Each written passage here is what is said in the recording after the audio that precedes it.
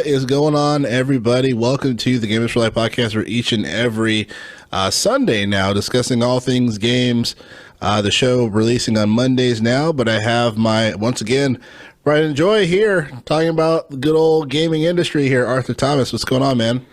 I'm just good. I'm just happy to know I'm someone's friend, Joy. I mean, but hope everyone had a fun Easter.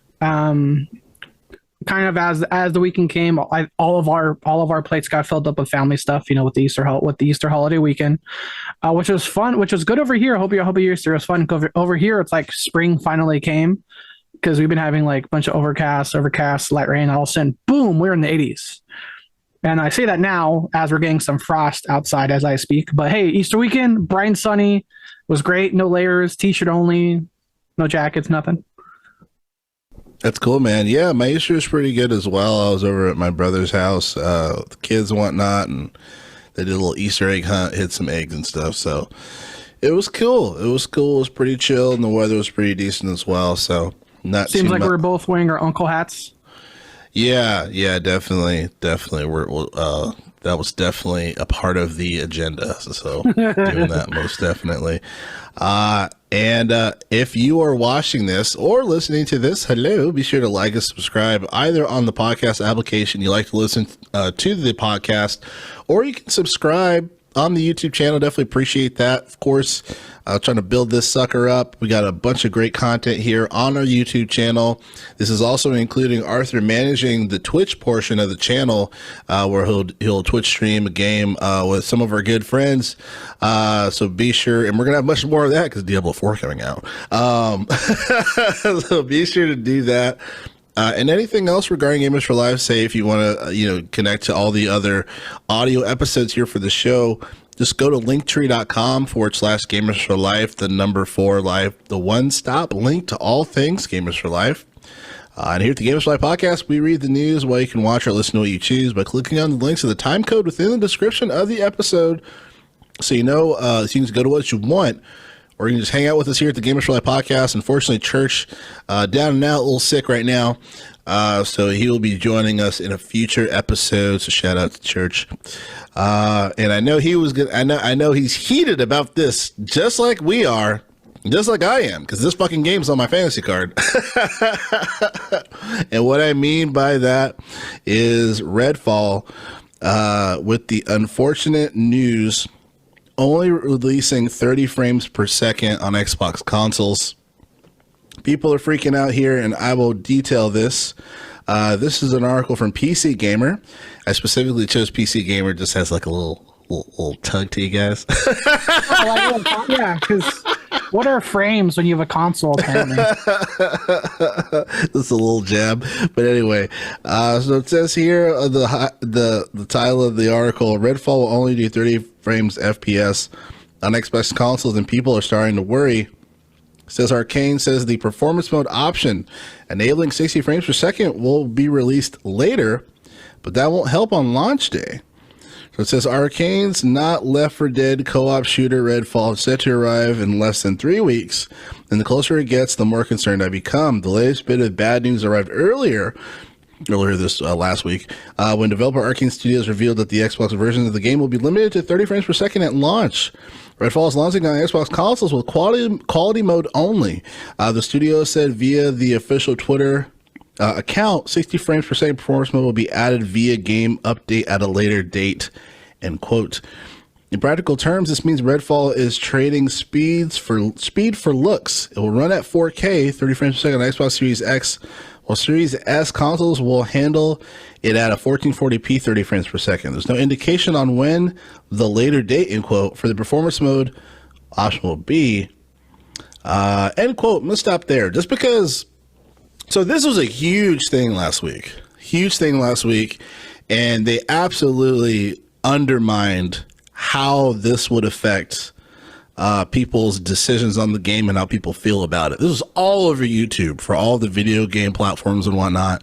And a lot of people are really pissed off about this, or really upset about this. I remember I was talking to you guys in the chat, you guys are like, what the fuck? You know what I mean? And I was like, oh shit. I was like, okay, I had an idea that this would be a concern, but no, a major concern. It's frustrating. It's frustrating. And I've been saying this for a while, right? I feel like the old man that's just like, I hate being right.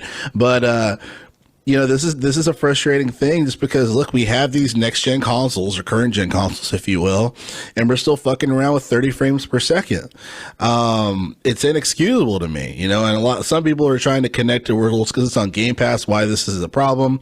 I don't really believe that. There's no facts beyond that. But, one of the biggest concerns for me is how Arcane is really handling this. Saying at a later date, just via Twitter, you cannot do that. Like, gamers have heavy PTSD for major titles that shit the bed. Obviously, Halo Infinite, Cyberpunk, Battlefield 2042, or 42, whatever the fuck that piece of shit game is. Just constant disappointment, and you cannot handle something like that just so willy-nilly. Like, that is not acceptable. You know what I mean? You have to have these if they were going to give this, they should have automatically had the date of when it was going to happen. It's really crazy. Like, I kind of connect this to, I remember when Battlefield 3, they had this HD texture pack, and it was going to be available at launch, but you had to download it, and it was like an extra 3.9 gigs. And obviously, as an Xbox 360 customer, you have a 20 gig hard drive, you're like, oh, fuck, run out of space. But, like, at least that was a solution, right? Like, hey, this HD texture pack, it'll be available when the game comes out. Just download the pack via update. I know it's going to be 2 hours, but after you do it, you'll be... The Carbon Day, by the way, 3 gigs back in the day was major. Like, right. Biggest, exactly. Dude, Skyrim at one point was the largest game at or not largest, but one of the largest games at a whopping 12 gigs. Yeah. Yeah. So a 3 gigabyte update was no joke. Right. Exactly. Absolutely. So with that being said, man, what were your thoughts? Did you respond to this 30 frames situation the same way I did? What are your thoughts on this whole thing? All I know is, man, I'm sure Sony feels super bad this 30 frames a second game isn't coming to PlayStation.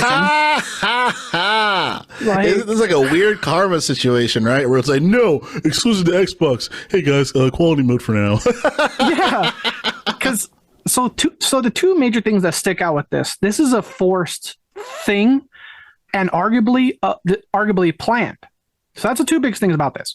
So what I mean by that is they're saying, hey, our game isn't underperforming. They're saying we have locked your game at the quality mode. Now, for those of you that don't know what I'm talking about, this is becoming a newer thing. In fact, Diablo 4 beta had. I want to say Diablo 4 beta had this. If not, for sure, we'll talk more about it next week.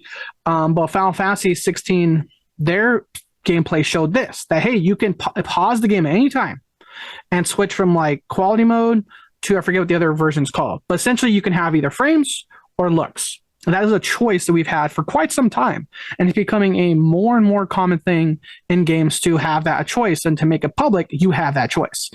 So what they've done, they've locked it at that, which I wasn't aware. Locking it lowers it to 30 frames. I wasn't aware of that. I have to look more into it, but I'm not sure if that's a standard. It doesn't feel like that. You know what I mean? Like, it doesn't feel, when I play in that mode in other games, it doesn't feel like 30 frames a second. So that's news.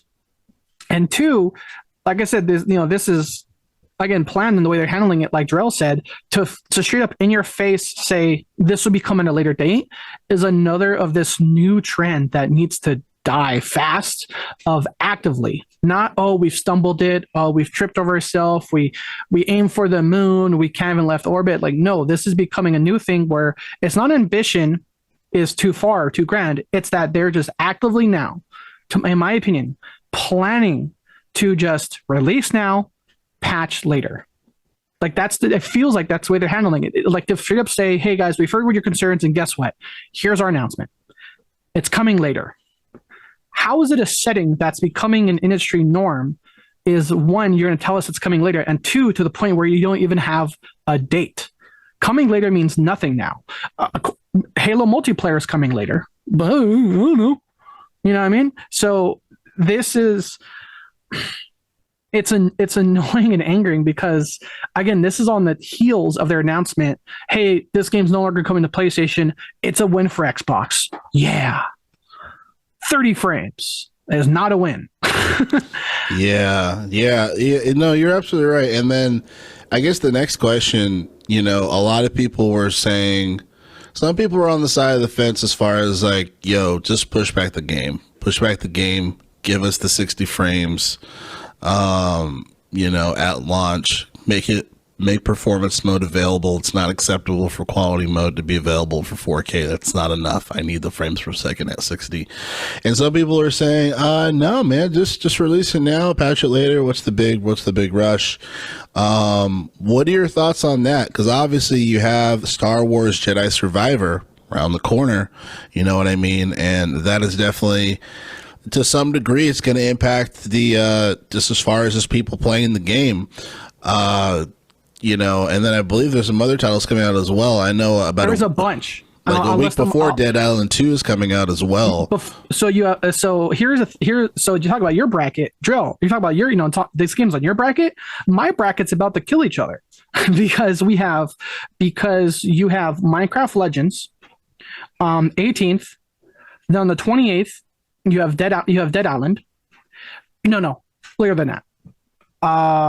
You have here's the order. You have Minecraft Legends. That a week later, you have Dead Island 2. A week after that, you have Jedi Survivor. And then less than a week after that, or maybe a week most, then you have Redfall. And let's not forget, in my opinion, the biggest cooperative RPG of the year, Diablo 4, comes out a month after Redfall. Right. And I was saying, so in terms of release date alone, Redfall is up against some major hurdles. And if I had to pick the list of the games immediately coming out around it, I would say Survivor's more anticipated. Dead Island 2, I feel like is gaining people's more curiosity because we're seeing more active gameplay from early releases. We're hearing a lot of gamers and reviewers that got their hands on it on PAX East talking about Dead Island 2. And then again, this is on Game Pass. Game Pass itself has another competitor, Minecraft Legends, coming out soon. Now, I know that's more of a niche thing, but still, on face value, the release date alone and makes it very bad that you have 4 to 5 weeks of games of boom, boom, boom, boom, boom, highly anticipated games. Obviously, the least of which is Minecraft Legends, but I would say slightly above that, the second least anticipated would be Redfall. And here's the thing, I was talking to you guys in chat. If left to this release date, which it probably is going to be, Redfall has a serious chance of being killed by Diablo 4. Blizzard has killed games before. Diablo 4 can kill Redfall, I think, because think of all the notches, think of all the boxes that they each tick. It's cooperative, it's RPG, and that, I know those aren't much at the top of my head, but I can see a lot of people, including myself, going from Redfall, which is on Game Pass, to someone like me, paying for Diablo 4 and still jumping all over Diablo 4 once that comes out. Who remembers Bloodborne? That was a fun week. That game existed. And then Overwatch murdered it. Now, mind you, that was a definite more one-to-one type of game. That was just different characters but similar playstyle. But again, you have two major cooperative RPGs, and the more we hear about Diablo, I think the better it's looking. And here's the other thing too: you talk about cooperative. Diablo 4 brings back an old mechanic that I want to see more, and I'm surprised of all places we're seeing it from Blizzard. The old mechanic I'm talking about is Diablo 4. You can do couch cooperative to online. Meaning like the old, this reminds me of Halo, because Halo was the biggest thing that you can do that. And in fact, when you played online, you can tell when people are playing couch cooperative, because if you played online and you saw someone's gamer tag and then in parentheses 1, that means they were playing with someone next to them, and you immediately knew if you're how good or bad a game was going to go and capture the flag or team deathmatch. If you saw a ton of parentheses 1, because you're like, dude, that whole team is cooperative, we're about to get stomped. and so that's a great mechanic that of all places we're seeing Blizzard resurrect it.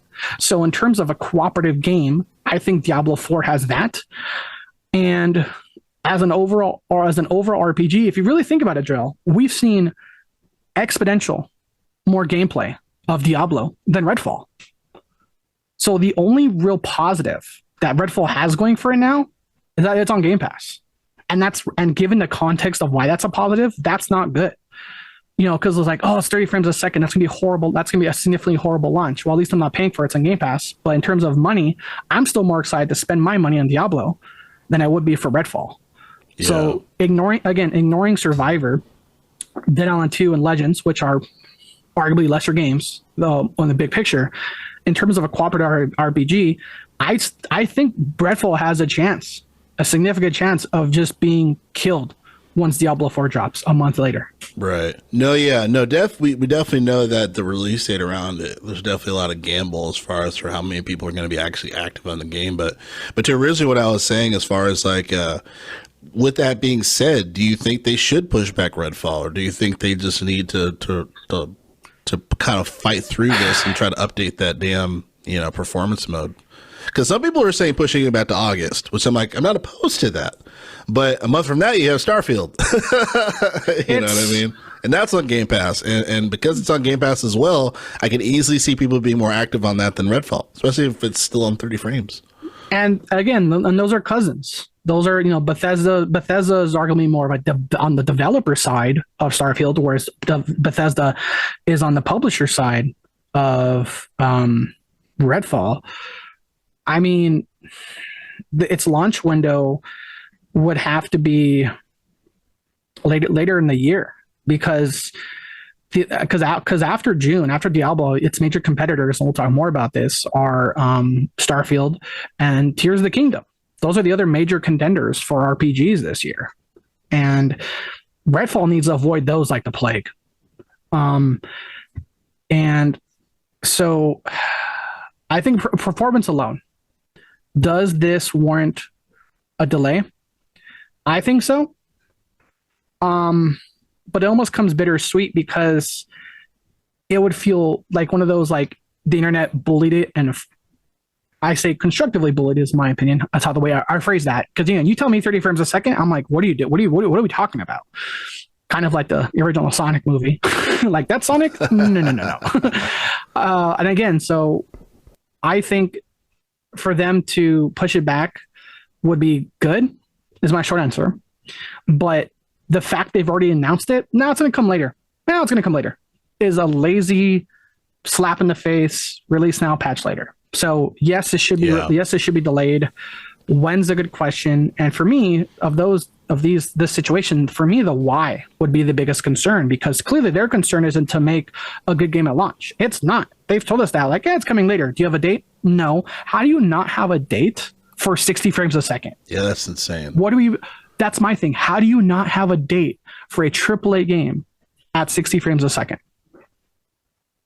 And they just had a showcase not too long ago about this, as far as showing some gameplay on this. So the fact that they think the frames per second isn't really an issue to gamers and that they would be okay with it at a later date, to me, it's asinine. Like, it's asinine, and whoever was behind that, they're really fucking up, because they don't understand, really, to me, their customer base of them wanting 60 frames per second when the game fucking releases.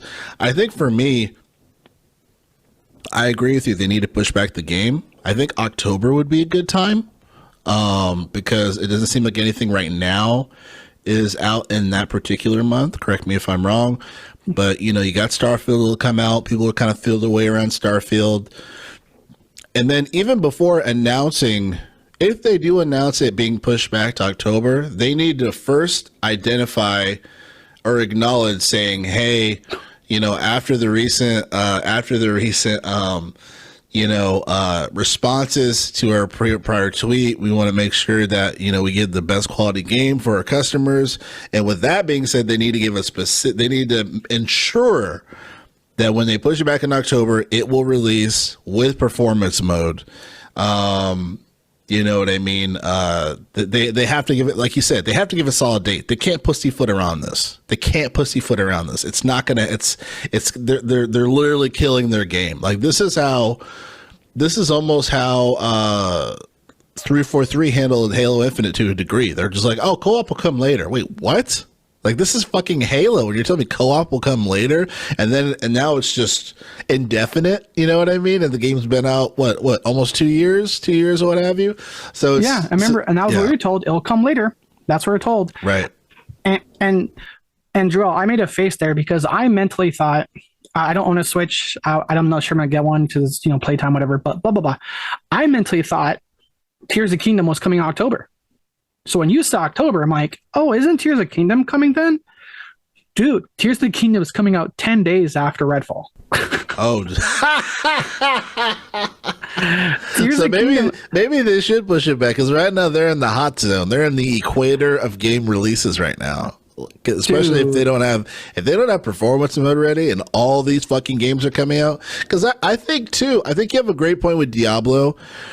I think you're undermining Jedi Survivor as well. I think a lot of people are excited for that game, and I can see that game pulling people from Redfall as well. I can really see that, because that game, one thing that game has, or that series in general, from a performance standpoint, it's always looked really solid, really good, gorgeous, right? Solid run.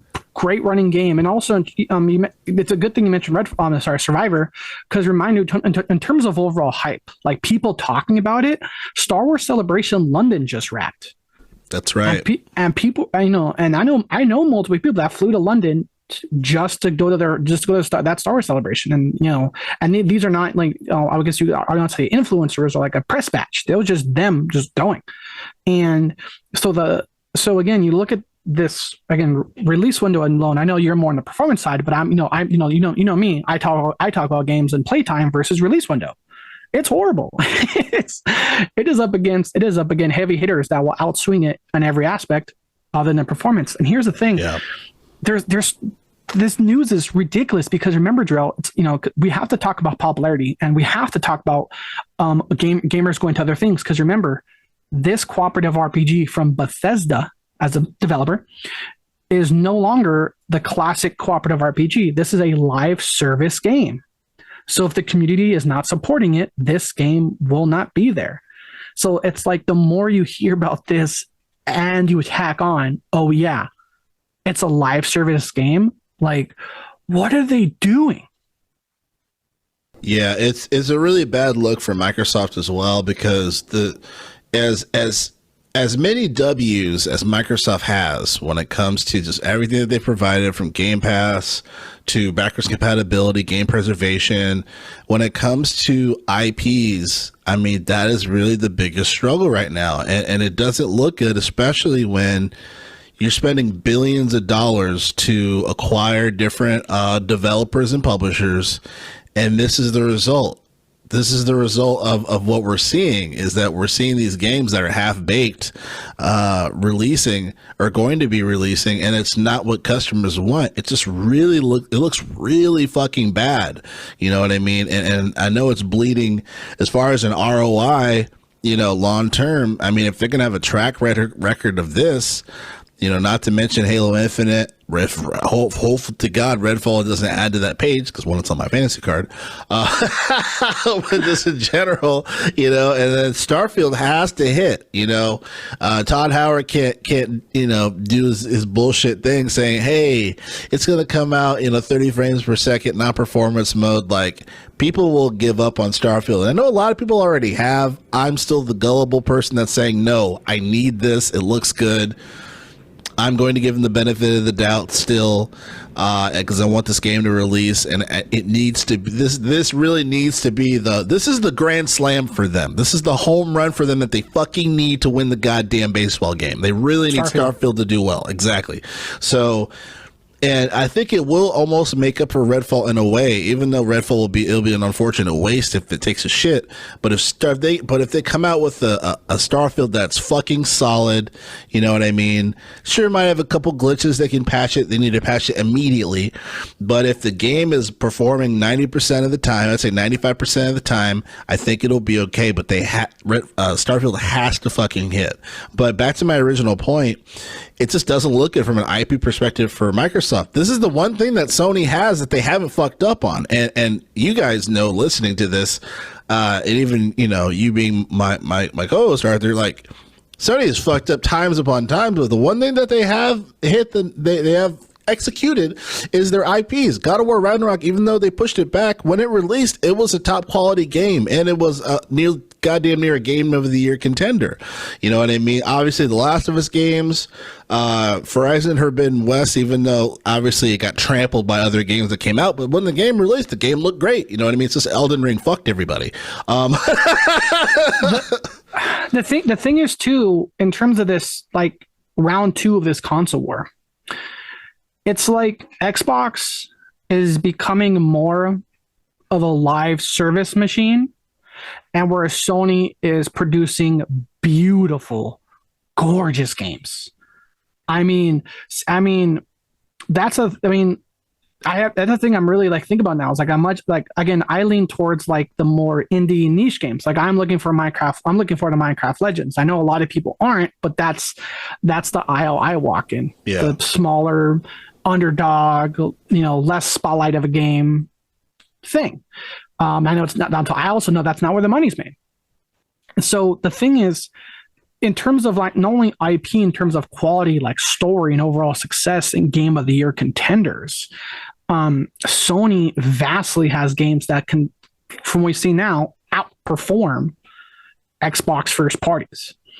And, you know, whether we look at, you know, now Halo, RedFall, again, looking back to games like, again, you know, looking at games like Ghost of Tsushima. No, wait, I mixed it up. Ghost of them, right? Ghost of Tsushima, I mean, that was a PS4 release, but a huge title. Oh, okay. Sorry. Whatever reason, for half a second, I thought the game title was Ghost of Kojima, and that's not a joke. I just I had a Freudian slip. But how did I miss that game? I need to buy that ASAP. Is it on PC? The second that title left my mouth, I'm like, wait, wasn't it called Ghost of Kojima? Or something? I had a Freudian slip there.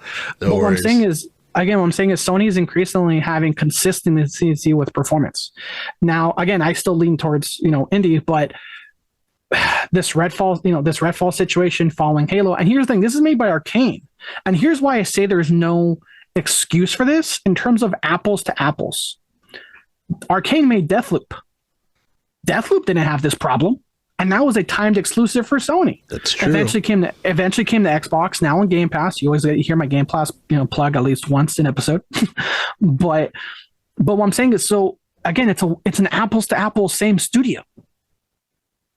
And the major difference now is this was a new IP. Like, you know, I know Deathloop was as well, but the difference to Deathloop and this was supposed to be, as we just recently heard, exclusively Xbox. It was announced out of nowhere. It's kind of a shock that got taken from. It was no longer being made for PlayStation. So yeah, this is definitely a karma situation as far as like, oh, okay, well, we don't want this game anyway if it's not 60 frames per second. And something exactly like, oh no, we lost that game. Oh, whoa, we do. What was me? You know, yeah. I was mentioning you guys in chat. Xbox Live Service for me now, it's just now, as far as I'm concerned, it's now synonymous. Release now, patch later. That's all I hear now. When I hear live service, it means it's not going to work great at launch. We'll have some duct tape on it, and down the road, that duct tape will be actually replaced with the part that was supposed to be there. And again, for them to say it'll be released later, that we've heard from Halo. So, you know, again, they're kind of cousins, but we heard this from Microsoft before. Again, because, you know, whereas Halo was more of a Microsoft studio sort of thing, but this is, you know, still in their house. It's still the same house. Yeah, it's a house of cards. It's a house of cards, as far as I'm concerned, in terms of these false promises and quality of launch games. Yeah, no, you're absolutely right, Arthur. And gamers deserve more. You know what I mean? I understand there's crunching. I understand there's deadlines. I understand you have something as huge as Game Pass that's changing the gaming industry, and those deadlines need to be made. I understand the profitability of live service, subscriptions, etc. But gamers deserve games that work at launch. Like, how is that such a hard bar to miss? It's inexcusable. It's inexcusable to me. It's a greedy bullshit. You know, releasing, trying to get that quick money.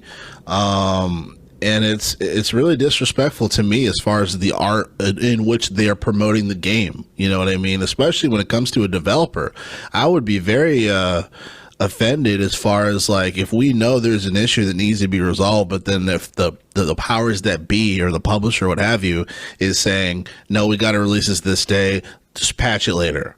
It's like, no, we're not gonna patch it later. Let's release it when we can get it to 98%. You know what I mean? Like quality, and then we'll do some minimal patches on stuff.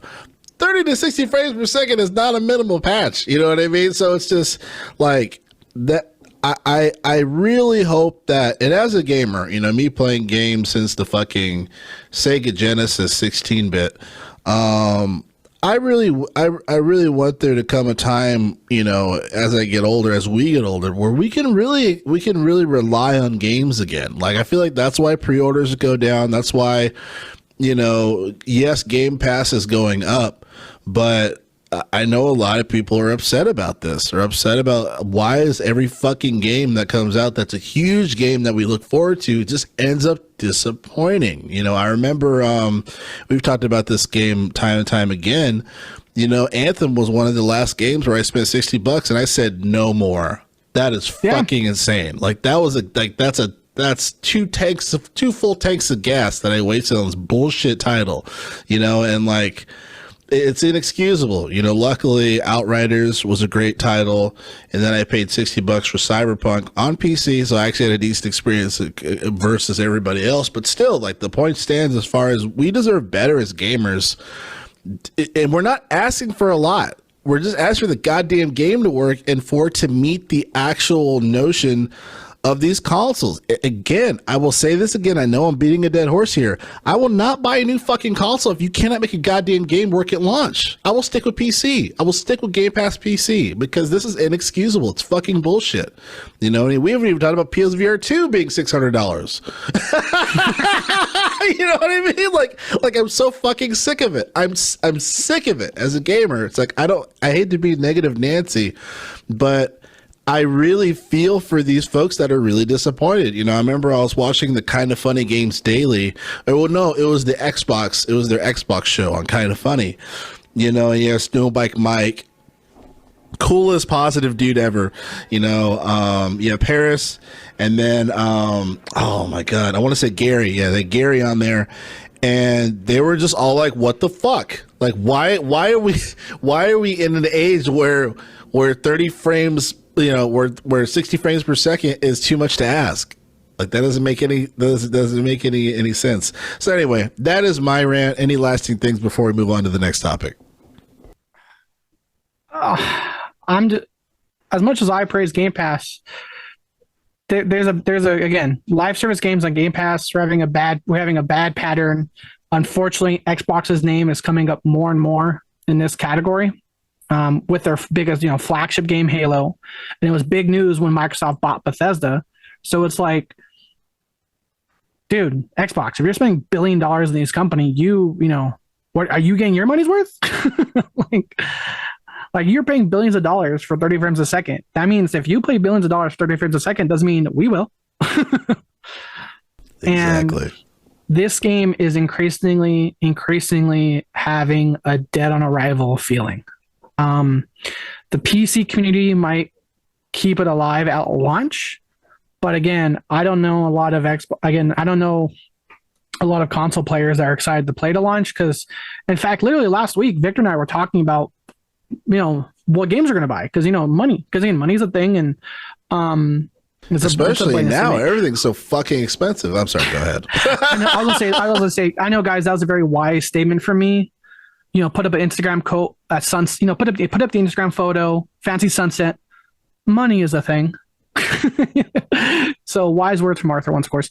But like again, for me, Minecraft Legends Game Pass. But again, Dead Island. I've been waiting for that game for years. It shows my, so is Victor, and Victor's my go-to like cooperative guy. So I'm sitting here like, even though Redfall's on Game Pass, I don't think we'll be really playing at launch. Now, another context, because Victor and I started playing another Game Pass game, because that's really Game Pass. You can play, hopscotch everywhere you want with your time, but I don't see my time being spent with Redfall. And yeah, the fact that this is a live service game, very, very concerning. We need to see some updates, or I'm kind of willing to put a burrito bet. Come a month after Diablo launch, we're gonna start seeing some play count, interesting play count number stories about Redfall. Yeah, and we haven't even we're not even certain as far as just beyond the 30 frames per second if the game is actually going to function as it should. You know what I mean? I remember I was talking to you about Back 4 Blood. You're like, the AI is fucking terrible in that game, like absolutely terrible. The word is worthless. Yeah, worthless because I was gonna say, Joel, when I was talking about Game Pass being their name coming up more, I was thinking about Back 4 Blood. So thank you for mentioning that. So here's the situation with Back 4 Blood was, it arguably worked in terms of performance. There were some glitches, but not like, I'm uninstalling the game. But like as a game, it just wasn't fun. And the AI in that game was worthless, because every time the round ends, you're like, zombies killed. AI, 0. Every time. And now it's supposed to be another big new IP, come into Game Pass, come into Xbox, play with your friends. Not fun. Horrible experience. Like, yeah, I don't think I've even finished the first campaign. First chapter. Yeah, that worries me. That worries me for Redfall, because if they can't get that right, I mean, yeah, they really need to come to terms, and Phil Spencer needs to have a meeting with his board or whatever. Like, something's got to give. Something is wrong, and something needs to be reconciled. So. And that's the other thing you mentioned too. Not to go on too long about this, but here's the thing: we don't, again, in terms of the quality, in terms of the performance of the game, kind of looking at comparing it to Back 4 Blood, will this game be fun to play? Because Back 4 Blood was not. The aim down sights were useless, because you're aimed down the sight. Put this way, Gerald, it was kind of like us when we got back into Gears of War. Recoil's a thing. So because of that, in Back 4 Blood, let me aim this. Oh wow, the moon looks nice way up there. And so the recoil was crazy. Yeah. It was really interesting. So again, even before this face value frame rate, even beyond this release date window, will this game on its own be fun and worth playing? I don't know. And I may give it a try because it's on Game Pass, but there's a solid chance I'm going to uninstall it in a week, which I've done with other games like Back 4 Blood. Yeah, man. Definitely concerning. Well, one thing that isn't very concerning, and is definitely a badge of honor, if you will, when it comes to the gaming community, is how well the Super Mario Brothers movie has done in theaters. I wanted to read just this little snippet on Time Magazine talking about the success of the game as far as its box office numbers. It says here, in quote, "Since releasing on April 5th, the Super Mario Brothers movie has become a major box office success. It's the highest grossing debut of 2023 so far, earning over 377 million. I think it's 500 million now, worldwide in its opening weekend. This makes it the biggest global release for an animated film ever, beating out the previous title holder, Frozen 2. End quote. Which I think is great. I haven't seen it yet, but everyone around me, I feel like, has seen it and has really enjoyed it. So I think it's definitely a win. It's funny too, man, because I remember, we had a big segment about this on one of our old school episodes, right, back in the day when we podcast in person, saying, like, Chris Pratt's being Mario, like, I don't know what's going on, I don't know how we feel about, I know you had a big concern about Donkey Kong as far as just like, hey, I don't know how Homeboy's gonna do. I guess I should follow up with you on that. How did you feel about Donkey Kong voice acting from your boy that you're not a fan of? I will say, again, Jarrell's right. I will say this. Everyone was worried about Chris Pratt. I was worried about Seth Rogen, because if you get Seth Rogen, for me, Jason Momoa, The Rock, and Seth Rogen are on the same category. You casting those people, you know exactly who you're getting. You're not getting this thing called range. I will say, actually, I was really impressed. I was a fan. I was a fan of Seth Rogen as Donkey Kong. I will dial back and correct myself. Say, yeah, I want to say wrong because you can't. I'm not really wrong. I was concerned. I would argue, understandable concern. But I liked the movie, man. I will say this, not to go too much in the spoiler. No, I'm not going to dive into spoilers because Joel hasn't seen it. But I will say this: the movies instantly, like fast, because we've seen adaptations of adaptations, whether it's from a popular book that everyone has read, or more importantly, like a game where it takes like half of the movie to movie. You know what I mean? Pacing is really slow pacing, right? Yeah, we know what's going to happen. You've seen the trailer. We know Mario's going to be in the real world because there was a trailer of him making the Mario Brothers Plumbers commercial, which I thought that was an awesome homage, by the way. And so I will say this. So in terms of overall movie, it movies quick. Like going from hey, this is New York to we're in the Mushroom Kingdom. It's like boom. It's the movie kicks off fast and it just keeps going. And just boom. No, slow down. It's just entertaining. It's a fun movie. It's not going to win any. It's not going to win any Oscars. There's no Schindler's List. You're not going to be, walking out of it crying with a, understanding of the suffering of the Mushroom Kingdom people. No, it's Mario. It's Mario. They've made a plot out of going from one area to a castle. I love Charlie Day as Luigi. Chris Pratt as Mario wasn't to me that noticeable. It wasn't a problem. I'll say that wasn't a problem. You don't think he stood out positively though? Like you thought he did a good job, but it wasn't like, man, what a performance.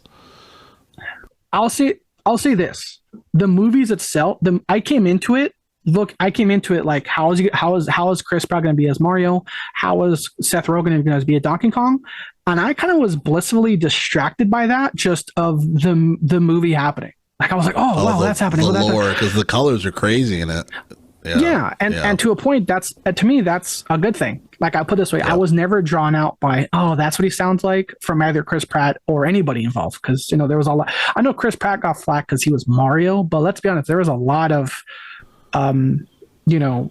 surprising casting from this, considering that these characters have had voices for decades. And I think it's unfair to put that all on Chris. It's like, if you have a problem with like the production company, sure, you have a right for that, but don't put that on Chris. Chris has got a job and he took it. You know what I mean? Like, and he's doing the role in a non-disrespectful manner. I did hear though, which is kind of funny in the behind the scenes, that he was trying some voices and they were like, no, you sound like Tony Soprano, like don't do that. I was like, oh, that's funny. I think every voice actor, they did a good job, but again, if you really think about it, if you talk to Italians, for those of you that live or are familiar with the New York area and listen to Mario, they don't go wahoo every time that you know what I mean? You don't, you go to an Italian pizzeria, you go to Italian pizzeria, you won't hear, wahoo, this is a pizza, you know what I mean? It's not, that's an impression, like family, Peter's Family Guy. That's the same level. Peter's Family Guy, bobbity bobbity, boobity boobity.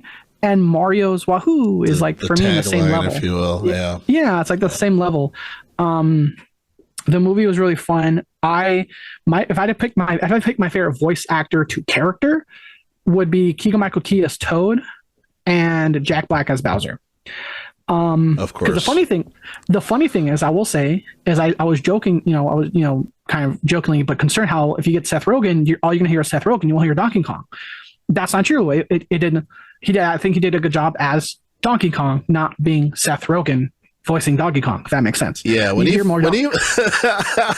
no, and I think your concern was warranted, definitely, because I think one of the most annoying films from Seth Rogen, and I'm a Seth Rogen fan. I think he's actually a cool dude, like even just like not in movies, but like Pineapple Express to me was like one of the most annoying like experiences where I'm like, I really hate this for like many reasons, but when he focuses on something, whether it's or he's Steve Wozniak from from the Steve Jobs movie, or just like mad other stuff. He does a really good job when he really focuses on his character or whatnot, and doesn't go off the rails. So I'm happy to hear that he improved. Now let me ask you, my brother, he saw it and he enjoyed it, and he saw it with the kids, I believe, but he was like, mark my words, there will be a Legend of Zelda. I don't know if they already announced that, but do you see that coming within the next year or two? This is a business. It would be. I wouldn't be silly to not. It'd be silly to not think that in the future, right? Yes. Yeah. Now, a lot of people are proposing a cinematic universe, and that's where it actually makes me stop. Like, I'm happy that this movie did good. Does that mean I want to see 10 more movies just like it? No. Oh, you're going to see 10 more movies, bro. This is opening up the floodgates, homie. Oh, no. They will release 10 more movies? Will I see them? You will not see them? No. But if it's at the same quality, and obviously we're asking for a lot, right? Dude, I haven't seen a Marvel movie in years. I haven't seen anything Star Wars in years. I haven't seen anything Disney in a while. I'm just like, cool, you built a formula. Great. But I like my cookies, man. But at some point I have to go, I have enough cookies. I want to stop eating cookies now. And instead of having more cookies shoved down my throat. And that's what I hear when I hear cinematic universe. When I hear cinematic universe, it's like, oh, cool, 12 more things. I'm like, yeah. Like when Disney, originally when Disney first announced their next phase of Star Wars, they announced like 9 shows. And I'm like, do you need that many? But this movie was good. This movie was fun. It was good. Again, and so when I was saying that, when I was pausing my answer, as a fan, I'm not sure if I want this to snowball into 10 more movies. That being said, on the business side of it, I think they may do that. Like, I think they may have a Zelda. I don't know if they'll do a Star Fox, because there was a lot of images, fans posting fake, they did a fake post of, oh, look, Nintendo was at San Diego Comic-Con, and the Marvel announcement, I was like, look, they did all these movies coming out. And I saw that. I know it's fake. I was like, I'm not sure if I want that in reality. I know a lot of people do. I'm not one of them. I don't know if they make a Zelda movie. Fuck that. I don't fucking see Star Fox. Maybe Metroid, but it'd have to be a really good fucking story. They would have to basically like do things that the games didn't do, like, for it to be really really good. But that's my thing, is like, do I want more? Yes. That means I want seconds, not a buffet in my face. That's fair. That is fair. I will say this, back on the character thing, Seth Rogen did impress me.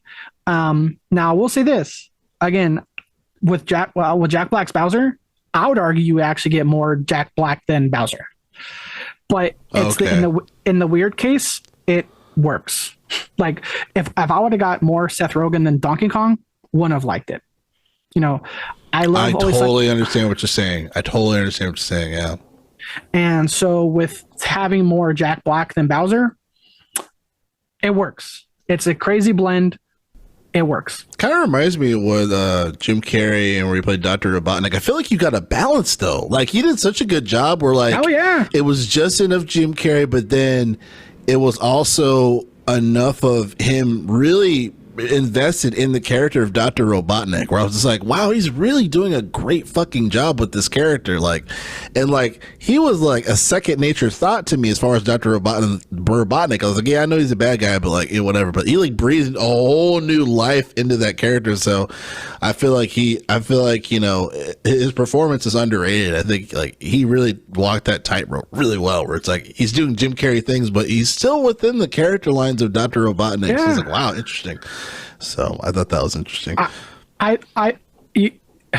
You're definitely right with that, because like you do see more, like when, for example, when you first meet his character, that's like all Jim Carrey. When the army first introduces him, he's like, he did this, he hacked this system when he was 5, and the door opens and the army, the main army military guy is like, hi, I'm this. And he just goes, nobody cares. Like, that's Jim Carrey. That's not Robotnik. That's Jim Carrey. Yeah. But it worked. So again, you get again, you get a lot of more Jack Black than Bowser, which I'm okay with because he was perfect. He was a perfect casting for that. I mentioned Toad. Toad's great. He's just dude. Keegan Michael Key. He's on. He's like excited. He's happy. He's He's very energetic, and he's a very energetic character. I liked him a lot because he was kind of like the buddy there. We see it in the trailer. Mario, shows up in the Mushroom Kingdom. Boom, first person he meets is Toad. So he's an early on character, and I just still love the constant, and I would argue accurate, but weirdly accurate representation of ratings of audience versus critics. Well, you see, there wasn't enough artistry in the movie, so 50% on Rotten Tomatoes. Yeah, I remember we talked about this off air before recording. I'm so fucking tired of critics. Like, I'm so fucking like obviously I'm a music critic, and then we're in the sense we're game critics, but when it comes to like review writing, like those type of people, like I fucking can't stand them. And there's a huge reason why I feel like a lot of people don't even fucking read them. And if anything, people just convert that format into just like a YouTube video to try to get clout or to try to, that stuff. But just back to the notion of people reviewing films and expecting something that makes no fucking sense. Like I can't fucking stand it. See, 'cause my thing is, remember, this isn't a Spielberg movie. This isn't a Nolan movie. This is the people that brought you Minions, whose most known line is going banana. So shocker, you don't have an, you know what I mean? This movie isn't in depth. It's not there. It's committed. Yeah. We need more character development from Toad. It's like, no, we don't. He's a living Toad. Move on. And here's the other thing. I would argue in this case, you really don't need development because this is a world known character for what feels like what, if I had to put a date to it, let's say 80s. That's 40 years. So that's another reason why I'm happy the movie just starts. You don't need, not development. I'll say this. You don't need an intro. You don't need a prologue. You don't need a build up to them being a character. They've been around 40 years.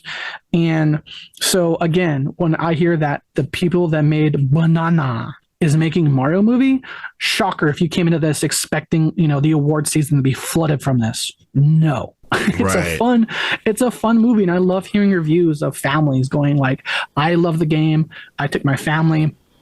My wife, they're like, there was a review that I screenshotted of my wife who like knows Mario but doesn't really know Mario, doesn't know the series, enjoyed it. My kids loved it, and like that's what you want, because to a point, like that was us.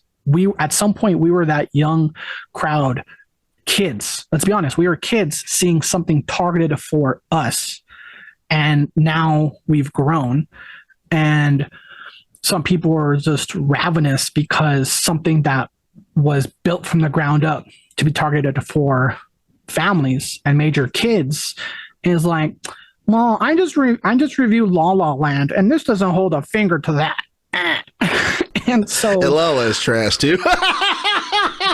Dave Chazelle, to me, his highest thing was Whiplash. I think La La Land is trash. It did not deserve half of the words it got. Like, I'm sorry. I'm the type of person when I see a movie that's not another love letter to Hollywood or to Los Angeles. Like, I'm sorry. Can you just stop going to frankincense and buying candles of your own farts and just realize what's actually entertaining?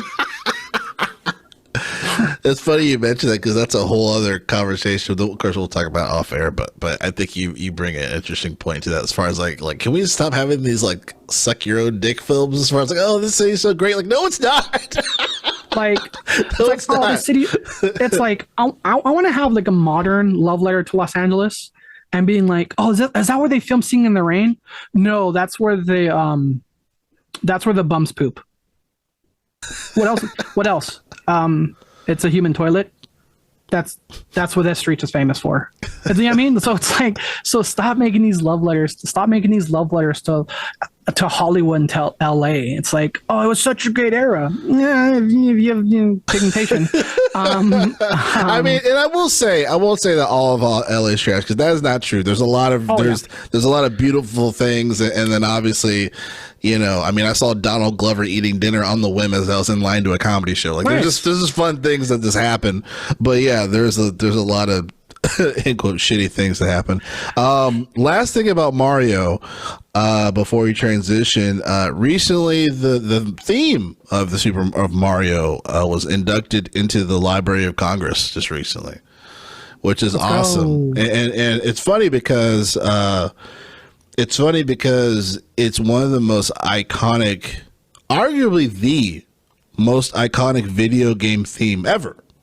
You know what I mean? Like, there's countless videos of like classical trained musicians playing it on piano, playing it on guitar. And I've known so many people that do not play games, including my wife, where they hear that song and they're like, oh yeah, it's the Mario game. Like, you know what I mean? Like, it's a worldly known theme and so catchy. And obviously it's been around for over 40 years, but I would arguably say it is the most popular and most commonly known video game theme of all time. So kudos to that.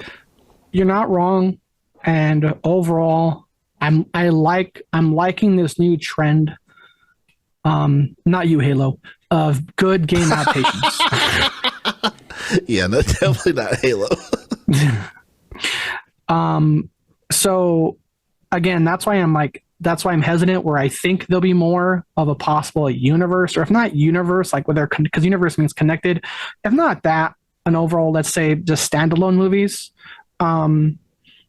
And you know, there's a character we see in the trailer. If you're not really familiar with it, I'm not going to go delve into it, but like in the, you know, in one of the trailers, we see a character that exists in one of the Mario games, but like in another world, galaxy, if you would. And so so they can grow on this. How much, whether this is a trilogy or like, you know, the Disney thing of like, let's just bleed it till it dies, which, by the way, I don't think they will do, because, you know, like Chris Pratt, for example, just came from that. So I don't know if Chris Pratt's on board with playing another dude for the next 20 years, on 10 years. So the fair point. But overall, great. It's a fun movie. Again, if you're coming into this expecting Illumination to kill at the Oscars, you're going to the wrong movie. You know, it's a fun movie. I love the pacing. If you're thinking, oh man, we have to wait like half the movie for it to do a thing, again, one of the most known songs on the entire planet. We know Mario. Boom. Mario becomes, you know, Mario that we know and love super quick. Go watch the movie. Go enjoy it. I have heard, though, I know we've been on this way too long, but I have heard, though, the Princess Peach song, I hear it's in talks of possibly getting either a Grammy or an Oscar nomination. I hear the song is so good that it's in talks of that. And then obviously it being an animation, it's definitely potentially in talks to be nominated for an Oscar for Best Animated Film. So I'm sorry, I don't know if I was on camera. Did I say something funny? Well, I mean, I'll be honest. It knows. I think it knows what it is. It's a funny meme. So if like a meme song just straight up wins an Oscar, I wouldn't be mad. I'll just be laughing. Okay, I mean, so I have to see the film to understand it then. I mean, put this way, it's not a profound song. Yeah. Like this isn't you know, this isn't Marshall Mathers and Dido pairing up to make Stan. No. It's a good, catchy song. Yeah. It's like You're Welcome. Like, well, actually, I haven't listened to the song, but would it be along the lines of like You're Welcome from like from Moana? Yeah. Yeah, like that. Like Illmind produced that song. From what I heard, I was like, oh wow. It's a good, fun song. Yeah. You know, will I think crush the next hit? I don't know, but it's very listenable. I'll say that. Very cool. Very cool. Well, speaking of Nintendo taking pride for its IPs, Nintendo's going off the rails recently on a leak for one of its most precious IPs, and I'm referring to Legend of Zelda Tears of the Kingdom. There are some leaks on it, and Nintendo's all over it, and those leaks came from Discord. So Video Games Chronicle covered this, one of the many sites, but we're going to talk about Video Games Chronicle. Take on it. Says here, in quote for the title of the article, Nintendo wants to subpoena Discord to find out who leaked its Zelda Tears of the Kingdom Artbook. So the company has requested the leaker's personal information so it can take legal action. And it says Nintendo has applied for a subpoena that would force Discord to reveal who leaked the artbook of Legend of Zelda Tears of the Kingdom in February. With the game still some 3 months away from release date at that time, someone posted images on Reddit under the username JustJulianOFFIC and on Discord as Julian hashtag 2743, claiming that a friend had sent him a quote an interesting look at its art book. The book will be included with the collector's edition of the game, and according to the user, it is, in quote, a little over 200 pages in length. Some images appear to have been legitimate, and now Nintendo is attempting to find out who Julian is so they can take legal action. The application, if granted, would order Discord to disclose the identity, including the name, address, telephone number, and email addresses of the user of Julian hashtag 2743, who's responsible for posting the infringing content that appeared on the Discord channel in question. While the user's original post since has been removed by Reddit moderators, the deleted images were quickly circulated on social media and other forums. The images show concept art of Link and other characters in the game, including some new faces as well as artbook for some new enemies and locations. Says the leak will have been frustrating for Nintendo, which historically has taken great pains to keep the content of its games secret before they're released. After a number of delays, Zelda Legend of Zelda Tears of the Kingdom will finally release on Switch May 12th, end quote. Nintendo is coming for your ass, Julian hashtag 2742. Get your ass out. Dude, as much as we can say we love Nintendo and Mario, we have talked many times when it comes to legality, Nintendo jumps at it. They do not fuck around. Absolutely. Like, dude, like Nintendo, I don't know if they've actually, I forget if they've shut down, but I know they've like hindered or denounced multiple tournaments for like Smash Brothers and stuff because they're like, oh, this isn't supported. You're using an emulator, and and emulators are a big no Nintendo. So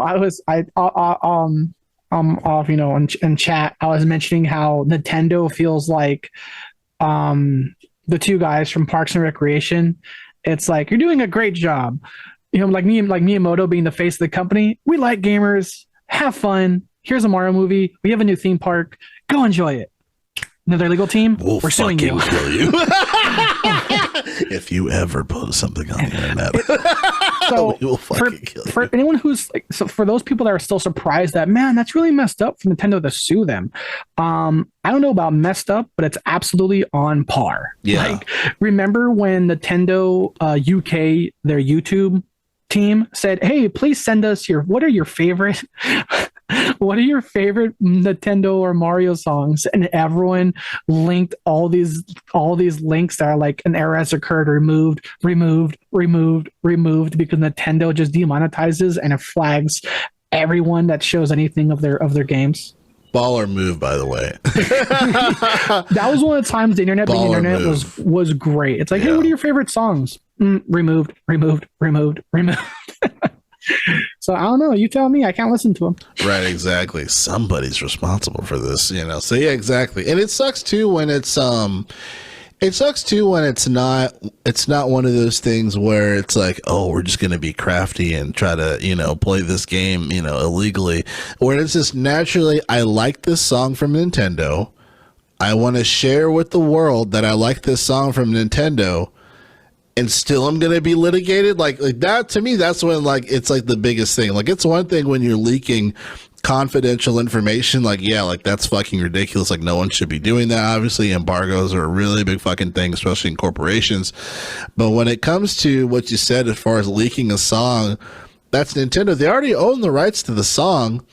Like, to take legal action for those people, like, to me, that is ridiculous. And obviously, no one should be doing the emulation thing, but department is like, yo, if you don't want us to emulate, don't shut down your fucking store with a bunch of games that aren't going to exist after this. It's like, give me something. You know what I mean? Like, I feel like the majority of people that emulate this stuff, they don't sell it. Most of the time it's free. And the other half of the time that they're trying. We've heard. So to speak. Yeah, thank you. The teeth of the podcast. And then a lot of those folks, supposedly, they just want to play a game that's really hard to fucking find, and they can't buy it through Nintendo themselves. You know what I mean? Like, I feel like, and again, preservation. That's one of my. Yeah, that's one of the things that Nintendo is getting worse and worse at by the year. You know what I mean? So it's just one of those things. Like, I'm not going to be that collector where I have to spend thousands of dollars just to have the original whatever the fuck in the console to play it on my television. So that's my rant. What are your any lasting thoughts before I transition? Like, again, when I mean, there's another example of this being on par. We all know games in the modder community are synonymous. You know, for example, Drell, plays PC a lot. And you can't think of PC without mods. You know, it's the same reason we have Thomas the Tank as a dragon in Skyrim. So which is awesome. Yes. It is. So we have like another kind of legal news that kind of broke real quick, just to mention its existence of why this subpoena should not be surprising, is because Nintendo demonetized the entire YouTube channel of the modder that made the Tears, the first one, Breath of the Wild. He made a mod for Breath of the Wild to make it cooperative, and they demonetized his whole channel. And fuck, and for me that's crazy, because I know we were like blasting Bethesda earlier based on frame rate, but it's like, dude, if Bethesda were to demonetize its modders, Bethesda wouldn't exist. I can't play Skyrim without Randy Macho Man Savage being a dragon. This game's unplayable. Imagine Rockstar suing the guy who tried to fix the load times for Grand Theft Auto 5. I'm saying, hey, stop fucking with our game. I made it better. No, fuck you. You know what I mean? Like, Nintendo what? Might. I want to put it. Yeah. I want to put, if someone came forward and was like, hey, I made a mod that improves like Zelda Breath of the Wild load times, I want to put it past Nintendo to be like, well, you wouldn't be able to fix it unless you have our code. How do you have our code? Legal team, find out how you can do that. Right, exactly. Subpoena his ass. So as much as I was like blasting Bethesda earlier, Bethesda openly welcomes the mod. In fact, if you remember when Fallout 4 had the update, they made modding a part of the thing. Now there's actually like supported mods. Like right now, you can play the Skyrim 10th anniversary, remake number 5, and you can install mods. Like I'm back, if you remember, Gerald, I did some streams, streams because they had supported mods like lightsabers, the Death Star. You want to make the Death Star the moon? We got you. Nintendo, ooh, you want our new moon to be the Death Star? We'll see you in court. But again, because this was an actual like leak, this is different. And just remind you, apples to apples, when GTA 6 was leaked, they did go after that person legally. It was like I want to say 20-year-old. It was some on the younger side in London, or at least England for sure, the country. But so again, a leak versus like a fan doing a song or something is different. But so either way, when you hear the word like leak like that, it's an actual leak. Either with Nintendo or not, you can't be that surprised if you do hear legal action is following it up, is how it's going to be followed up. Exactly.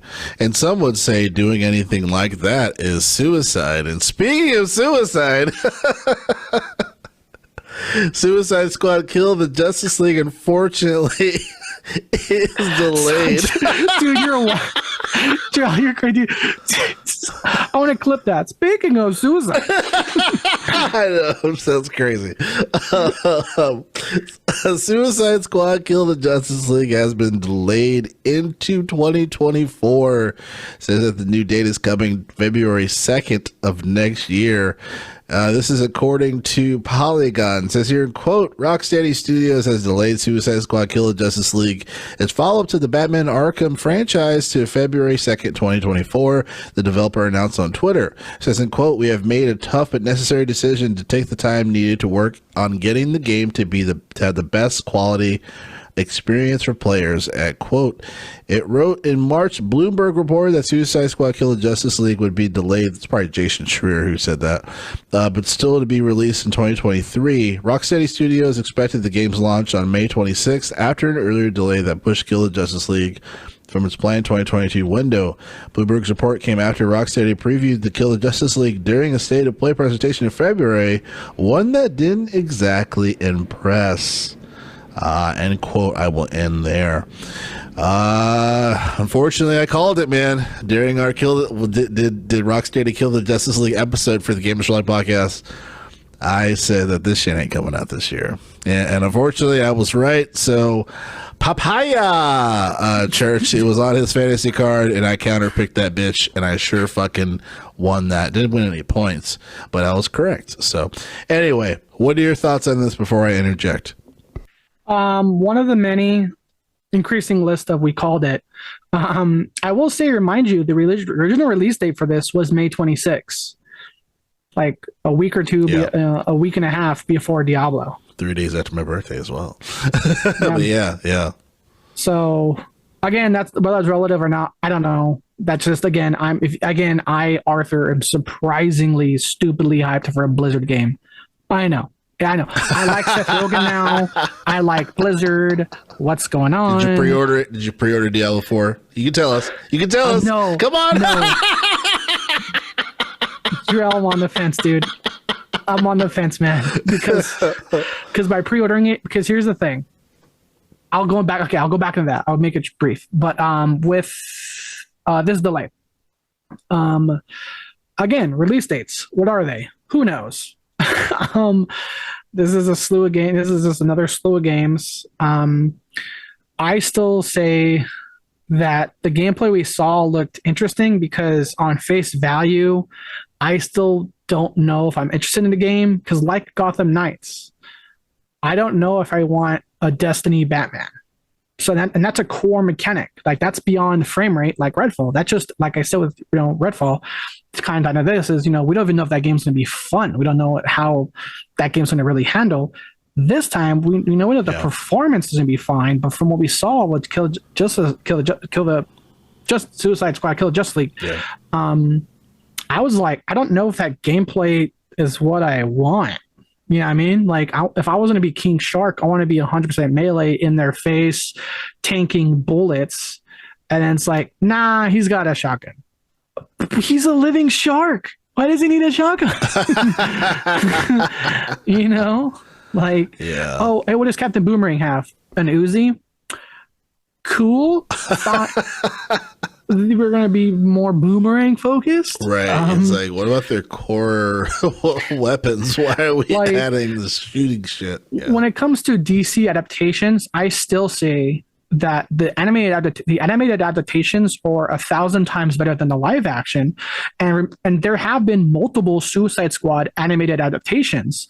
The last of which being Justice League Apocalypse Dark or Justice League War Dark, the one that from their last main animated adaptation with Apocalypse and Constantine being part of their Dark series with the magic stuff. And we did see, that movie is really that the Justice League is kind of the main focus in that movie. And so we saw what happens when you take the Suicide Squad and put them against a horde of enemies and they play towards it. Like, in that movie, it was up against not Darkseid, Apocalypse. Darkseid makes them the villains. My apologies. Darkseid cloned Apocalypse and made him like a bunch of their minions since he needed a kryptonite. So you see Captain Boomerang with kryptonite, with kryptonite blades and kryptonite boomerangs. You see King Shark with kryptonite teeth. You see Harley Quinn with kryptonite-less bullets, and then Deadshot, same thing. So we've already physically seen how the Suicide Squad could potentially handle a horde of enemies, and now Rocksteady's like, nah, just guns. Like that's what I mean. So that's why this for me in this delay, I'm not really too bothered by it because I'll be honest, I really wasn't interested in getting the game anyways. Like Gotham Knights, for me, Kill the Suicide Squad is just another. If it comes on Game Pass, if it comes on Game Pass, I may play it. Otherwise, I don't know. I'm not sure how I feel about a Destiny Batman game. Yeah, I think they really shot themselves in the foot as far as like, yo, this is what you guys have been working on. That gameplay was very, very underwhelming. I enjoyed the cinematic show, because that was interesting. But as far as the gameplay, as far as like this kind of like you said, you really hit the nail on the head. The Fortnite like dynamics. I was like, oh Jesus, this is not the move, guys. This is not the move. And I think, don't you have to have internet to play the game? It's live service. It's a live service, yeah. Because that's what Rocksteady is known for. Yeah, I mean, God damn it. It seems like Xbox is known for this, or just the industry changed as far as every game has to be a fucking live service for some reason. So yeah, man, I really think there's a method to this madness. I really think that the live service component, for some way, shape, or form, is really some of the main reasons on why we're getting this shitty content. This is just my tinfoil hat. I mean, obviously, I predicted the game being pushed back. I just looked at it and said, no fucking way. No fucking way. Unless this game is coming out in October, which maybe it will, no fucking way. And the fact that it's coming out May 24. Yeah. The fact that it was originally coming out May 26th, it got pushed back all the way the next year in February. I mean, it almost got pushed back almost a year from its release date, and that's not the original release date. It's like the third time it's been pushed back, right? So I feel like it's almost like when you're in kindergarten or elementary school, where if you do really bad, you get go from a green card to a yellow card to a red card, orange, whatever. I feel like, depending on how many times you push back, that color changes to yellow, to orange, to red. And I feel like we're nearing red, man. I think it's on orange at the moment, but it's nearing red as far for these pushbacks, because if a game is pushed back that much, there's obviously a concern from a consumer standpoint. And yeah, dude, I don't know if someone's going to pay $60, $70 for this game if it's going to look like that. Like you said, if it's not on Game Pass, I don't know if people are going to play it. I kind of agree with you, unfortunately. And then remember too, one of the asterisks you can say when people judged Gotham Knights, I was not really hyped for Gotham Knights, and you were saying, well, remember, it's not a Rocksteady game. Well, now we've seen what Rocksteady's making, and I'm still like, cool, Destiny, Fortnite, Batman, yay. Yeah, no, I agree, man, and I'm wondering if it's if it's just like studio pressure, industry studio pressure. That's one of the things. We have to get a developer that's okay with talking about this, because obviously it's all secret hush hush stuff. But we have to get a developer, someone, or Jason Schreier, that'd be nice if he was on the show, really just talking about this live service initiative and it ultimately crippling video games as a whole. Because it's like, yo, this is from the team that released Batman Arkham Asylum, Arkham City, which is one of my favorite games I've ever played. I think it's one of the best action adventure games of all time. Like, I love that fucking game. Great. It was on both our lists for top 10 games. Yeah, exactly. We did the list, and it was on both of our lists, right? Incredible fucking game in many ways. And for them to come back with, this is your next game, is this live service bullshit? Like, who put a gun to your head and said, work now? You know what I mean? Like, what the fuck? Like, I don't understand it. It's really out of left field, and it's kind of disheartening. You know what I mean? I would have liked for them to make a dope Superman, game versus this Fortnite bullshit. So, I don't know, man. I'm very concerned. On the future of Rocksteady as far as for games. I don't want them to be put into this bucket of like, hey, like, Rocksteady turned into the live service boys, and people aren't fucking with it. So yeah, we'll see, man. Any lasting thoughts before we transition? Just that they are up against major hurdles, because Rocksteady Rocksteady was the king of WB and Batman. And now we've seen and had our hands on multiple DC adaptations. You know, Injustice 2 is one of the most successful fighting games of all time. So to look at Injustice 2, to look at the visuals of the DC animated movies, and to take that as tangible sources or frame of reference, and to say, nah, just give everyone a rare N16 with this trait or this aspect, and when they level up, they can touch it. I'm like, what are we doing? So I think, for me, again, I think their biggest problem is the core mechanics of the game that is such a sway out of Rocksteady, what Rocksteady has mastered. Here's you might have to correct me, but remember, Rocksteady mastered that combo system. We saw it a lot in Shadows of War and other games, whereas that quick, fast beat 'em up. But I don't think that mechanic's even in this game now. That's a good point. I think it is, but I don't think it's that wasn't the main highlight, right? The main highlight was them swinging and shooting and shit. So, and you are right. I think Rocksteady definitely re-innovated that type of fighting system, where it was just really addicting, really fun, made a lot of sense. And even for like New Game Plus folks, like, people play the whole fucking game over again because mechanic was so good. You know what I mean? Like, especially with its accuracy and whatnot. So yeah, you're absolutely right. To come from things that they have, innovated for games, from action adventure games, to this, worrisome. But I'm sorry, continue what you were saying. I feel like I cut you off. Oh no, that was kind of it. They had a system that they mastered. Like, in terms of fun, like Arkham City, I fought every single dude I ever encountered because it was just a mechanic that kept me immersed, that kept me coming back. Again, New Game Plus was like, not only for the story and the surprises and the spoilers and the shocker that you already see coming now, it was the gameplay that was like, oh man, I can't wait to fight that stupid fat penguin with all my new gear. See what I mean? So, and to go from that to, if they did, it might have, I don't remember it, but to not even really focus on a system they innovated, which, again, now you can argue that really wasn't in Gotham Knights, which is really weird because it feels like, in terms of overall core gameplay, it almost feels like Gotham Knights was more closer to a Rocksteady game than this, because Gotham Knights was like, hey, the only guns you're going to see are from the Red Hood.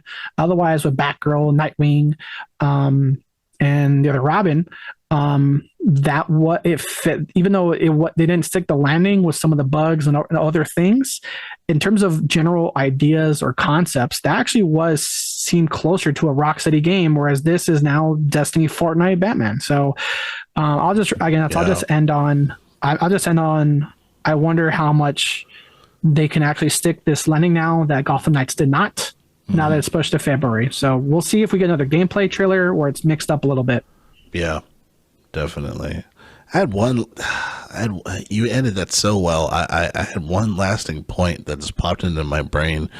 Do it. I do that to you all the time. It's like, man, Joe, that was a really. I do it to you all the time. Like, hey, Joe, I know that was a really good sombering note, but farts? Am I right?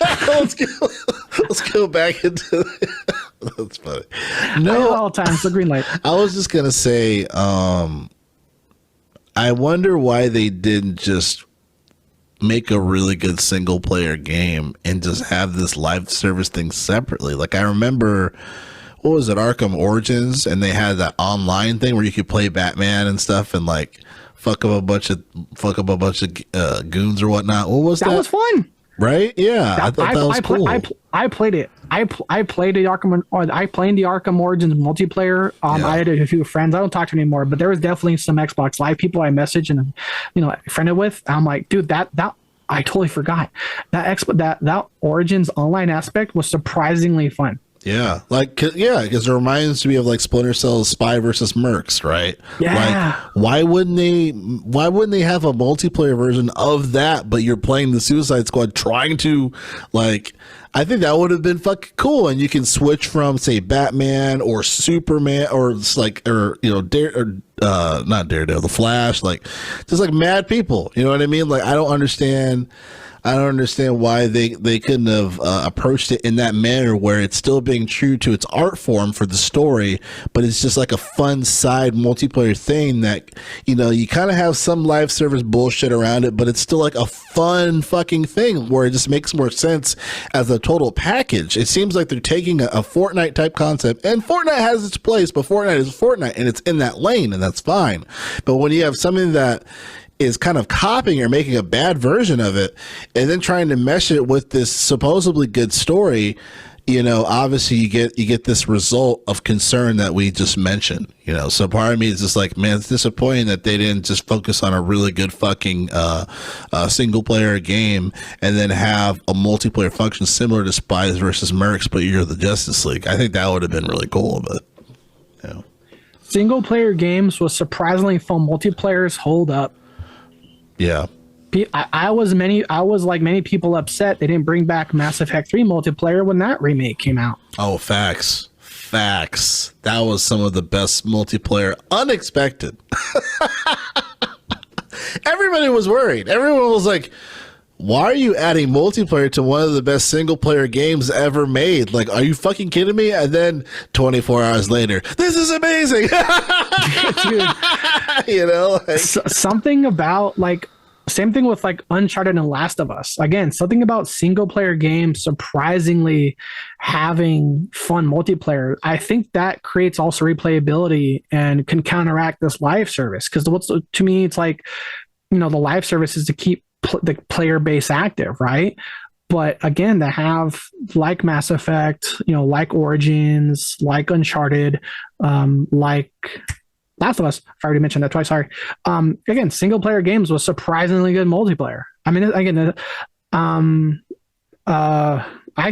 would have liked something like, you know, a versus a team deathmatch. It's because of Suicide Squad. Add in some other players, make some of the villains as like playable characters online, and because it's technically the Suicide Squad versus other villains, you can mix and match. You can have, you know, there's no good versus bad. It's, you know, you can have, you know, Harley Quinn, Captain Boomerang, Firefly, Black Mask against King Shark, Bane, you know, the Brainiac version of the Flash. Because that's another thing too. By adding Brainiac and the stuff, we could have had a multiplayer and just a shooter. I would have taken that.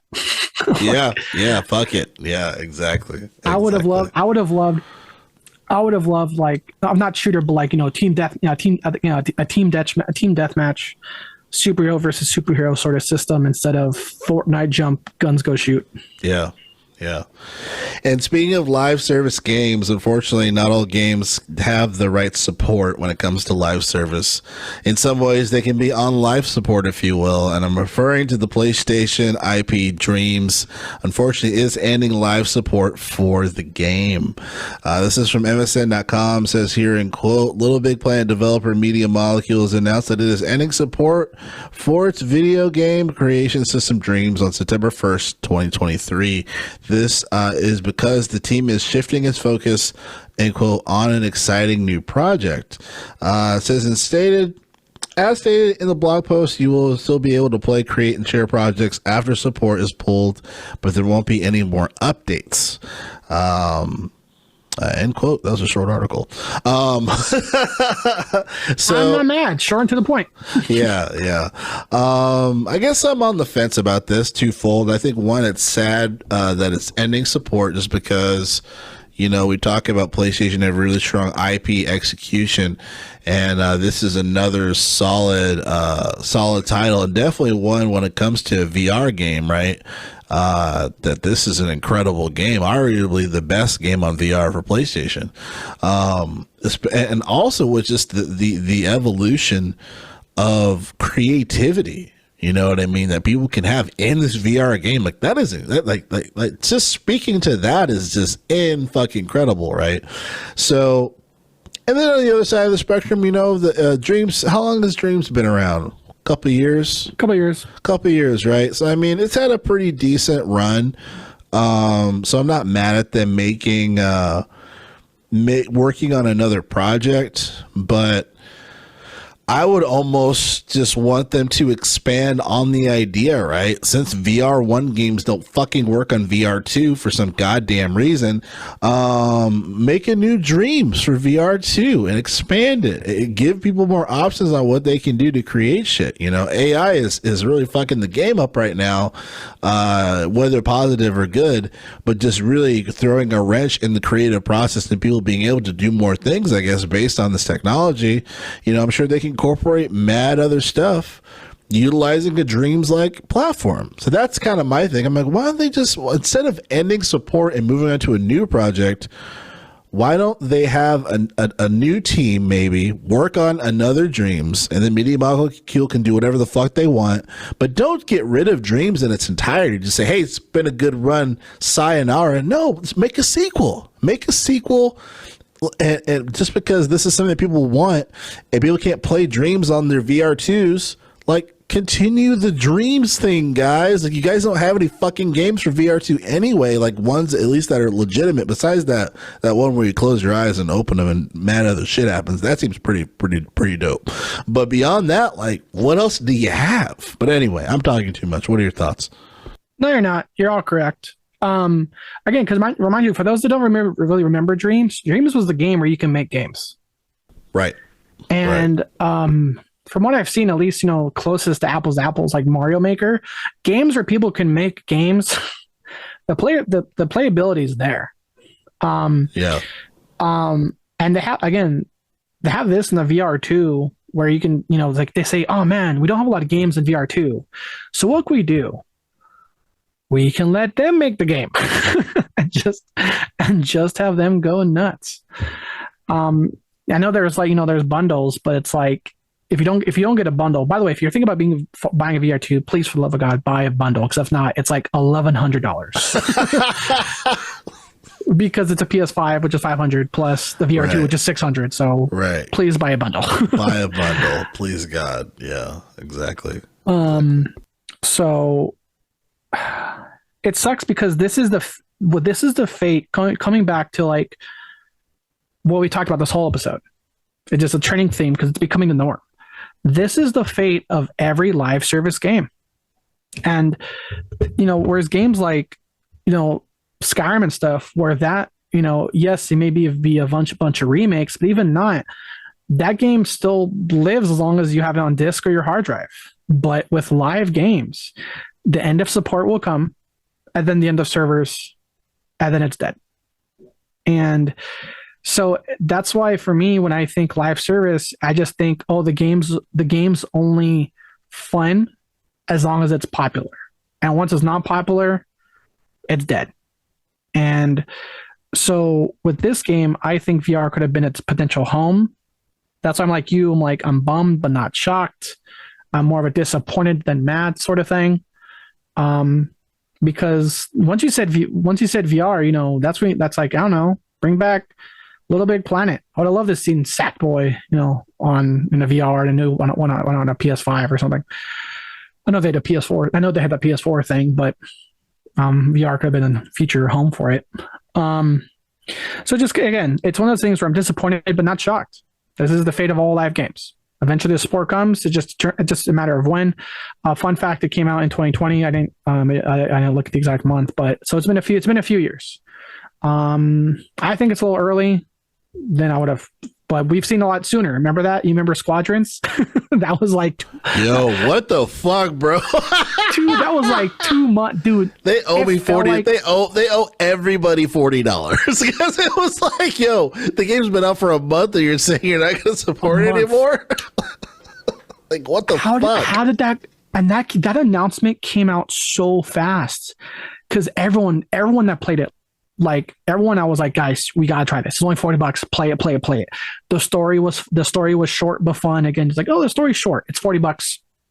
You got it. The online though, dude, being that healer ship, I loved following crazy Caleb into a suicidal bombing run and just spamming all my healing powers of like live, and then like I'll die, but he'll live and he'll blow up the ship when we win. And so that Squadrons really was, to tie this all into it, Squadron really was for me the slap in the face of, even if a game is popular like Squadrons, the support will end. It's just a matter of when. And that support ended in less than 1 month. It went release date, then announcing, hey guys, just let you know, we're not coming out with any DLC, to like a week later. Oh, not only are we not releasing DLC, we're not supporting the game. Like less than, I want to say it felt like less than 4 weeks. It was super quick. I think you make I was just going to say, I think you make a really good point tying in preservation with live service. And it makes perfect sense, right? As far as like, like if it is a live service, there's an expiration date on this game. The time is ticking on it being supported. The time is ticking on the game existing. And that's crazy. That's crazy to think about. I think you articulated it in a way that was really good, that just kind of brought new life into, as far as like, I started playing games single player, right? Single-handedly. And luckily there's these experiences like Skyrim, like Metal Gear Solid, like these other games, like Super Mario even, goddamn, like Batman, where you can revisit these games and play these games, and live service is ruining that. It's really turned, it's like, I don't want to do the tinfoil hat thing, but it's like, it's kind of scary as far as like, your games are just going to be, live service, and that's it. Like we already had to succumb to the fact, when you have a Steam game and you buy it, you digitally do not own it. You legally do not own it. There's the DMCA stuff. You're basically leasing games, but everyone just said, whatever the fuck, like, as long as I have internet and I can play it, it's fine. But like the whole having the disc, putting in the game, playing the game, you own the game, you can play it whenever the fuck you want. If you move somewhere, you just put as long as you have power and the fucking thing works, you can play the game. But that is becoming a official thing of the past for everybody, console wide, industry wide. Everything is becoming that, and that's worrisome. That's worrisome to me, definitely. And it's saddening. Dude, you're not wrong. Squadrons was like one of the last times where we maybe followed up by Outriders, but Squadrons was one of the last times we jumped on a game, and the reason we stopped playing it is because they killed it.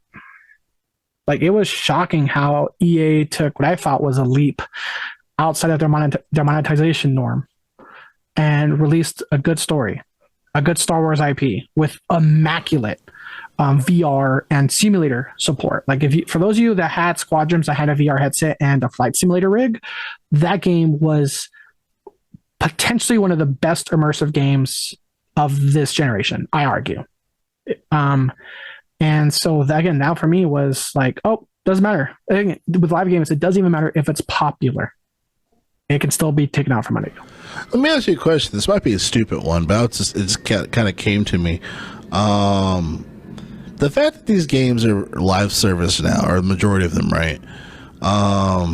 You're seeing ads within games. Obviously there's the loot box stuff, but it's kind of separate from my question that I was going to ask you.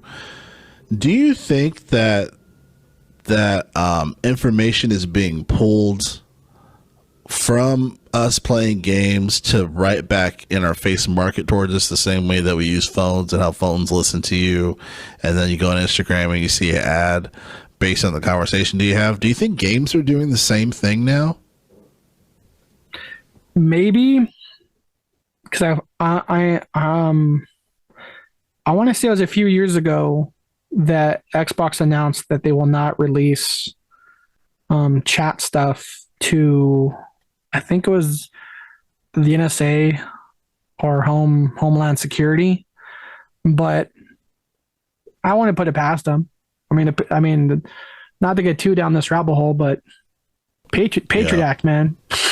Yeah. I mean, like, I love the movie Departed. The Departed. One of my two favorite lines are, "Hi, I'm the guy that does a job. You must be the other guy." and then Alec Baldwin, looking at, Alec Baldwin talk about their sting operation and their reconnaissance of they can know who's there based on the phones. And it was like, he just grabs the guy, Patriot Act, baby, Patriot Act. So yeah. I wouldn't put it past him. Yeah, that's true. So to end the show on a fun note, a fun foundation, if you will, And speaking of the foundation that you walk on, I had a fun story I was telling Arthur where I was getting my hair cut, as you can see. Shout out to Ohana Barber in Long Beach. But obviously barbershops have changed. Me being an African American male, I come from the cloth originally growing up where you go to a barbershop where it's African American males and getting your haircut, talking about stuff in the culture, yada yada. That's just what barbershops were culturally. They've changed since then. Anybody's getting their haircut, it's connected to like a beauty shop next door or whatnot. People of all walks of life, and I have no problem with that. I just want my haircut so I can get the fuck out.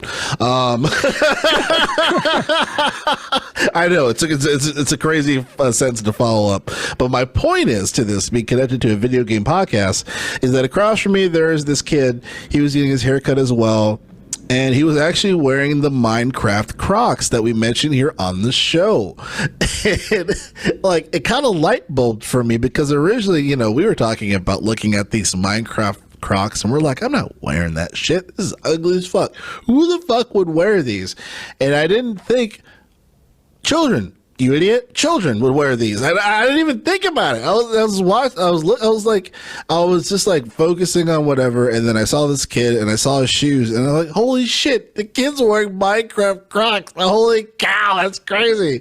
So I was like, "These, they must have sold so many of these things, Arthur." So many of these things. Minecraft has hit crazy record numbers when it comes to how many people are playing the game.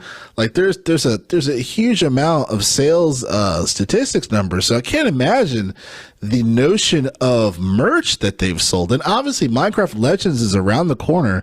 You can only imagine that they're going to have more Minecraft merch probably via Crocs and backpacks and all that shit. Obviously, we already know that stuff's about, but just the Crocs in general, the footwear, I just found so interesting. But what are your thoughts? It looked like you discovered something. I totally forgot a story that came out of nowhere, just in brief, but relative to your Croc thing. Yeah. I totally forgot. Dude, Jason Momoa is starring in the Minecraft movie. Oh my God, that's you were just mentioning him too. That's hilarious. I totally forgot. But yeah, you were telling me that before, and I'm like, dude, you got mentioned now. You saw Minecraft Crocs in the wild. I love when I see internet memes or jokes or thumbnails or screenshots just appear in the wild. Right? I'm like, it went over both our heads too, because we're talking with church, and we're like, man, are you going to rock these Destiny Tims or some Minecraft Crocs? And we're like, neither. But we're like, oh yeah, we're not the target audience for that. Exactly. Yeah. Did you have like the little accessories, like the creeper head and the stuff in the little holes? Because with Crocs, you can have all the accessories like pinned to it. Oh, the pins. I don't know if he had the pins, but it was definitely one of those shoes. It seemed like he was wearing them a lot, but it definitely was one of those Crocs, the green Crocs with like the gray rocks or whatever around the front and said Minecraft on the front. Yeah. I was like, yo, that's crazy. Like, I didn't even know kids cared about Crocs. You know what I'm saying? But you put Minecraft in front of it, they're going to make mommy or daddy swipe that fucking credit card. Know what I'm saying? I thought that was awesome. Yeah, bro. I was like, that's cool. But yeah, I like how the many things that happened during Easter while we were gone. I was like, I totally forgot. Out of nowhere, it was announced Jason Momoa is going to play star in the Minecraft movie. We're like, cool. No one asked for that. Right. I like how everyone collectively went, sure. See, Hideo Kojima, he's writing a book. He's doing his podcast, which I need to listen to some more episodes. Very interesting format, and it's decent, but. Kojima, if you make shoes, bro, if you design shoes, I will buy them. I will absolutely buy your shoes because this guy is a creator to the fullest. If he designs some footwear, I'm buying this goddamn shoes. So Kojima, I'm just putting it out there in the universe. He'll wear them. He'll go to the barbershop, show them off in pride. Oh, yeah. And his game still won't come out. And